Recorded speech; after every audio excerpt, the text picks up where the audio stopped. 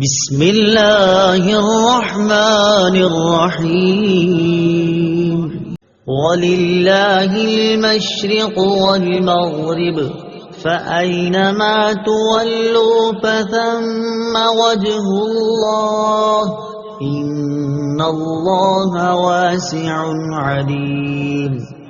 ترجمہ: اور مشرق و مغرب سب اللہ ہی کا ہے، تو تم جدھر منہ کرو ادھر ہی اللہ کی رحمت تمہاری طرف متوجہ ہے۔ بے شک اللہ وسعت والا، علم والا ہے۔ وللہ، اور اللہ ہی کے لیے ہے۔ تفسیر صراط الجنان میں ہے، اس آیت کے بہت سے شان نزول بیان کیے گئے ہیں۔ نمبر ایک مرتبہ صحابہ کرام علیہم رضوان تاریک رات میں سفر میں تھے، قبلہ کی سمت معلوم نہ ہو سکی، ہر شخص نے جس طرف اس کا دل جمع نماز پڑھ لی۔ صبح کو بارگاہ رسالت میں حال عرض کیا تو یہ آیت نازل ہوئی۔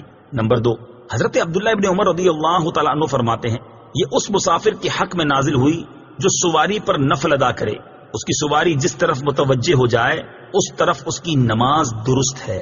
نمبر 3، جب خانہ کعبہ کو قبلہ بنایا گیا تو یہودیوں نے مسلمانوں پر اعتراضات کیے، ان کے رد میں یہ آیت نازل ہوئی اور بتایا گیا کہ مشرق و مغرب سب اللہ تعالیٰ کا ہے، جس طرف چاہے قبلہ معین فرمائے، کسی کو اعتراض کا کیا حق ہے۔ نمبر 4، جب یہ آیت دعا ادعونی استجب لکم نازل ہوئی تو حضور پر نور صلی اللہ تعالی علیہ وآلہ وسلم سے دریافت کیا گیا کہ کس طرف منہ کر کے دعا کی جائے۔